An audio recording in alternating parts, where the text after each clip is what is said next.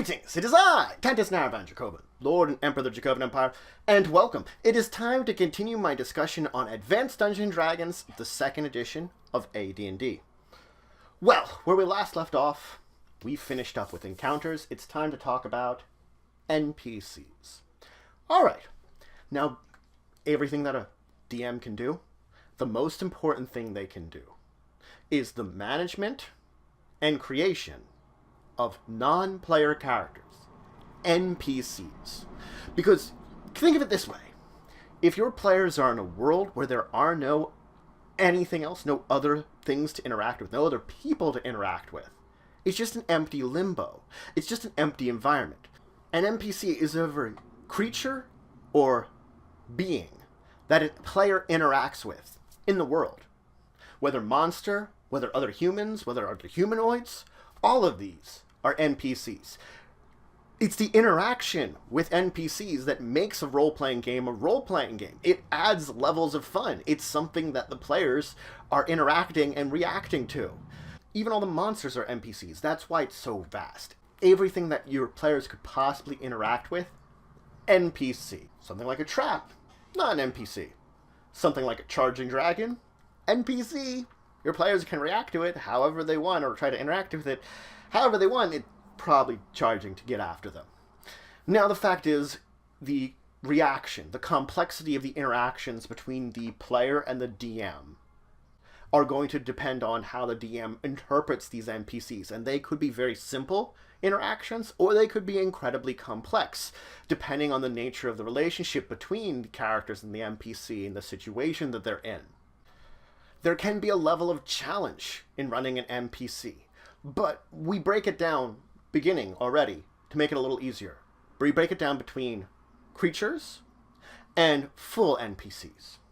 Creatures are basically any non-traditionally humanoid race that your players might interact with. Basically everything else out in the world other than what full NPCs are, which are traditionally the humanoid races that your players will more often or not interact with. Granted, full NPCs, this means, could change from game to game. A humanoid race that wouldn't be very common in one game might be very common in another. Okay. It is important to note that full NPCs are going to have far more reactions than your creature types, because your creature types, they're, again, more monsters than anything. Your monsters, as they're also called, are just that. Full NPCs are just going to have a wide range of motions, and it's going to be up to the DM to be the actor or impressionist that's going to create all of them. That you're going to have to be able to switch on the fly between the various different NPCs that you might have. This seems difficult, but really, it only looks that way. When you break it down and you start moving into using it, you're going to basically get an idea of how each of these characters react and how they think. And coming up with some commonplace ones that you can use over and over again, especially NPCs that are going to be repeatedly interacted with your players, is going to help you develop and understand each of these. So effectively, you get an idea of how to switch between these roles easier and easier. Now, the majority of NPCs are, of course, the common folk that your players are going to encounter. They come from a wide variety of jobs and categories, but generally, when we're speaking about this, common folk are the simplest. Because NPCs, so many categories, so many different types. We've only broken it down just a little bit to begin with. For those common folk, majority of them can also be referred to as hirelings, because they are people that the PCs, your players, can hire on. There are generally three types of hirelings: commoners, experts, and soldiers. Commoners are, of course, the most populous.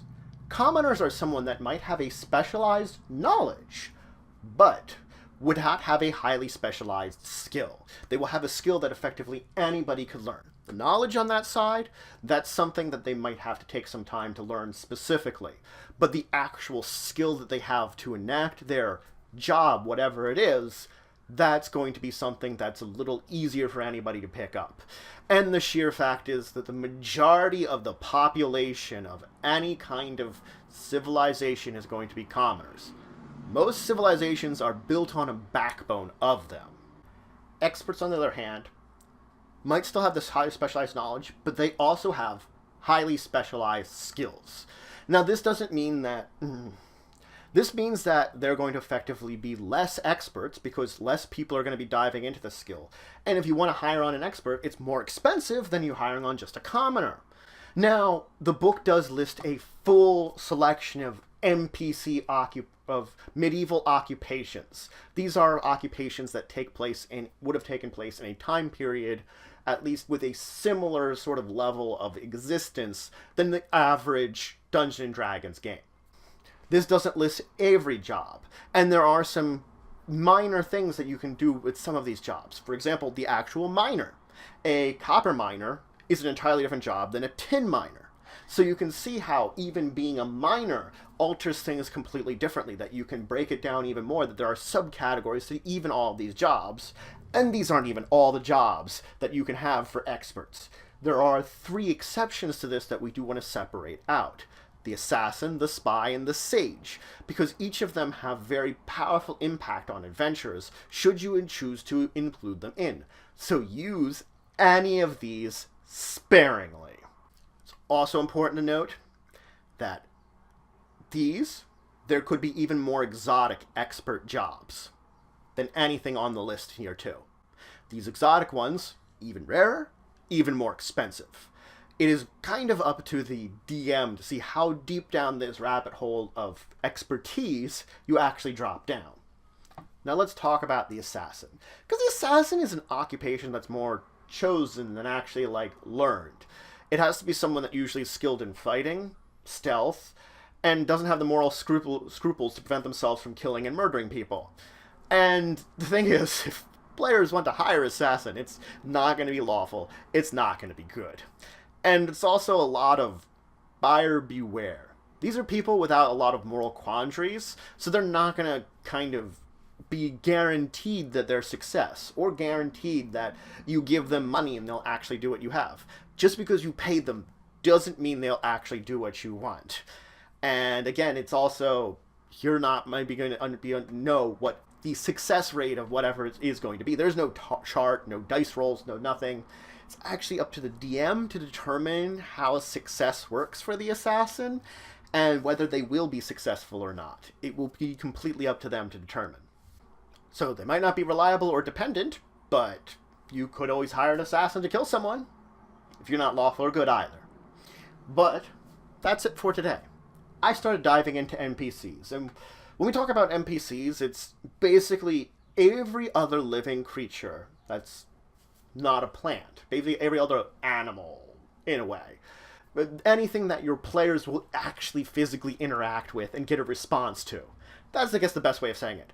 Anything, any monster, any kind of creature, any other being, any other humanoid race that your players interact with, that's an NPC. And when we're talking about them, we break it down more and more into these subcategories, which helps you organize them. Because organizing all the different NPCs also gives you more of that mindset, because you as the dungeon master have to be ready to dive into these roles and assume these characters at the drop of a hat. And again, practice will make perfect for here. It's going to be a skill you're going to have to develop more and more, because the fact is, it can be difficult to play one of these. Granted, that's putting yourself in the mindset and how they're going to interact with your players. Now, when we broke it down, of course, we had our monsters, we had our full NPCs. From there, we broke it down even more, and we talked about the common folk. The majority of full NPCs your players are going to encounter. And even there, we broke it down into what a lot of them are, the hirelings, which we have just the commoners, very easy. And then the experts, which is where we left off talking about the experts today. With them, even then, we break down into all the various jobs we can do. There is so much division down, but again, it's all organization of your thoughts, organization of these elements you're putting into your world in order to make it feel more alive, which we've talked about a little bit, that you're making your world feel more alive. That's why we built almost an ecology around our random encounters to a degree, that we figured out what fit within whatever terrain we were working with, because it made sense, because it works. That's what it is.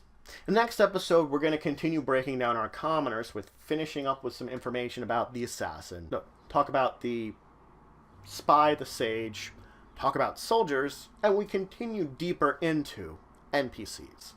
But if you have any questions, comments, anything you want to say, anything you think I left out, please leave in the comments below. Please like, share, and subscribe. It's just for the channel, the empire, the work I do. If you want to show some extra support, you can always check out my Patreon. Link description below. Regardless, until the next time, I bid you farewell.